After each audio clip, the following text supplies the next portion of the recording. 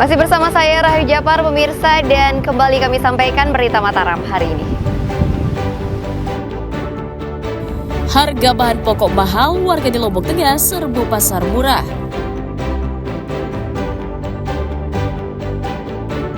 Curi tabung gas seorang pemuda di Mataram dibekuk polisi. Libur akhir pekan, wisata hutan Sesot di Lombok Barat ramai dikunjungi wisatawan.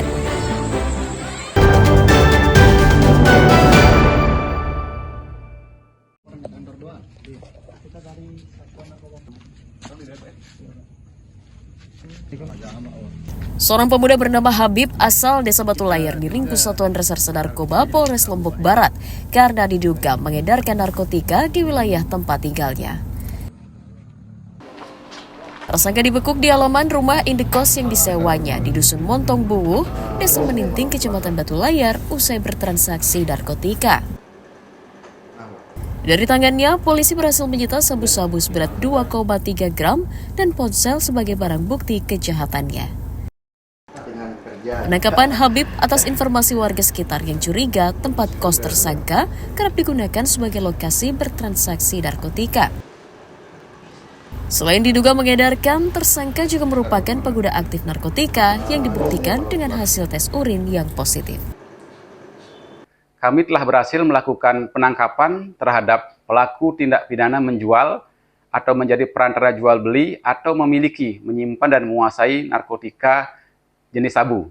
Penangkapan ini berawal dari informasi masyarakat yang kami dapatkan di Desa Meninting, Kecamatan Batu Layar, bahwa di sebuah rumah kos sering digunakan sebagai tempat transaksi ataupun penyalahgunaan narkotika. Tersangka mengaku mengedarkan sabu-sabu sekitar 2 tahun dan hanya bertugas sebagai perantara saja. Sejak kapan sudah jual sabu? Saya sejak 2 tahunan lah, Pak, tapi saya kan tidak menjual, saya membeli. Membeli? Ya. Terus setelah membeli, antar ke Pak Supriyadi. Itu bukan perantara namanya? Ya. Jadi beri aja gitu ya? Ya, saya beli ya. Pakai juga tuh? Pakai saya, Pak.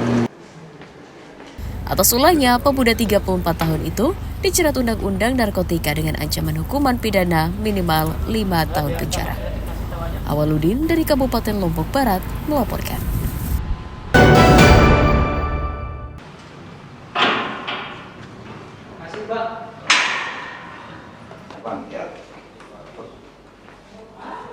Pemuda berinisial AG diringkus unit Satuan Reserse Kriminal Polsek Selaparang karena diduga mencuri tabung gas di rumah seorang penjaga sekolah di lingkungan Gomong Baru, Kecamatan Selaparang, Kota Mataram. Tersangka ditangkap atas laporan sejumlah warga yang sering kehilangan tabung gas. Atas laporan itu, polisi kemudian memburu pelaku dan berhasil membekuknya dengan dibantu warga saat beraksi di sebuah rumah penjaga sekolah yang sedang ditinggal pergi penghuninya. Dari tangan tersangka, polisi menyita sebuah tabung gas yang diambil dari dapur korban. Sebelum mencuri tabung gas, tersangka diketahui merupakan residivis di dalam kasus penggelapan sepeda motor. Jadi untuk pencurian tabung gas dengan pelaku inisial FD, untuk pasal yang kami terapkan 363 karena pelaku melakukan pencurian pada malam hari dengan cara memanjat tembok rumah, di mana pelaku awalnya sudah mencuri 1 tabung gas pada sore hari, kemudian kembali lagi pada malam hari, namun korban atau pemilik rumah mengetahui aksi pelaku. Jadi korban langsung menghubungi piket jaga dan kami langsung turun ke TKP. Tersangka mengaku menjual tabung gas curiannya seharga Rp90.000 yang digunakan untuk membeli makanan. Ini karena apa? Terus habis kamu ambil gas, gasnya kamu jual kemana? Jual di Kampung Jauh. Kamu jual berapa gasnya? Jual 90.000, Pak. 90.000. Ya, Uangnya kau pakai apa? Uang hasil pencurian, hasil menjual gas? buat beli makan sama beli rokok, Pak. Beli makan sama beli rokok. Oke. Atas ulahnya, pemuda 24 tahun itu dijerat pasal 363 Undang-Undang KUHP tentang pencurian dengan pemberatan dengan ancaman hukuman pidana 7 tahun penjara. Awaludin dari Kota Mataram melaporkan.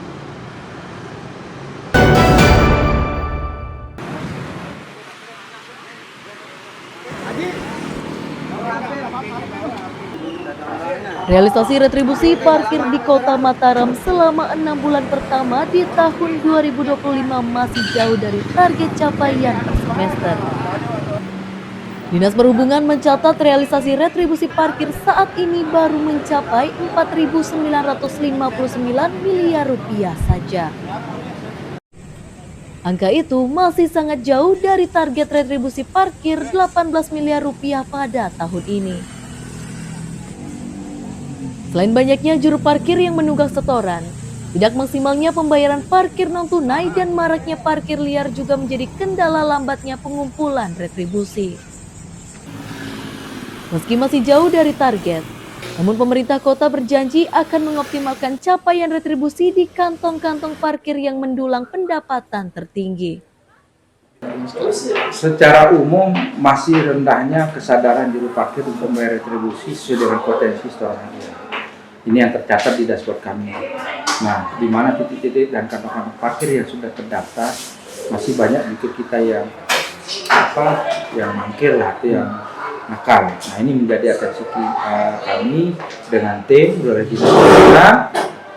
beserta tim bidang galpok, bidang lalin, bidang angkutan yang di backup juga dengan peran dari Kolab beserta tim-tim yang sudah kita bentuk. Selain mengoptimalkan pengawasan setoran parkir dari rekanan, pemerintah Kota Mataram juga akan menggencarkan razia bagi juru parkir nakal yang mangkir dari kewajibannya. Dari Mataram, Emi Kusuma melaporkan.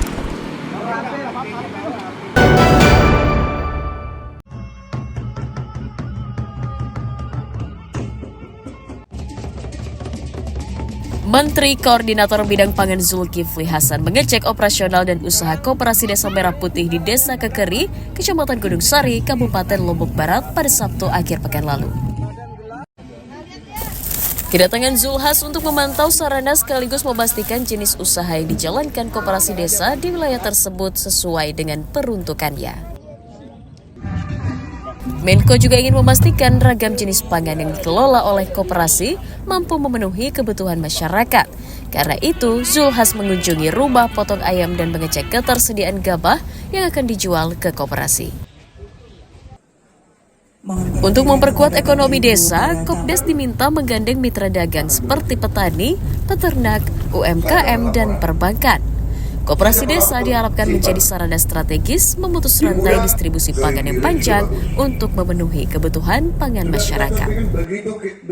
Kita banyak, 1,3 juta digelontorkan ke pasar, 360.000 ton dibagikan untuk bantuan pangan, kemudian stok kita di Bulog sekarang ada 4 juta, jadi aman ya. Gitu. Yang kedua, saudara-saudara, kita lihat di sini petani gembira karena harga gabah sudah 6.500. 2 pupuk datang sekarang tepat sebelum nanam. Jadi petani bahagia dan itu beberapa kementerian itu sudah melihat bagaimana kondisi perjalanan KDMP Desa Kekeri yang menjadi percontohan di NTB. Pertama, gerai sembako kita juga menjadi pemasok di MBG itu bisa 1 minggu 1 ton. Dan itu melalui rekening KDMP langsung. Kemudian gas itu 200 per 2 minggu kita diantarkan. Cuman yang gas yang 200 itu habis hanya 3 hari. Kemudian untuk RPA, alhamdulillah besok juga kita insya Allah akan masuk ke dapur-dapur MBG.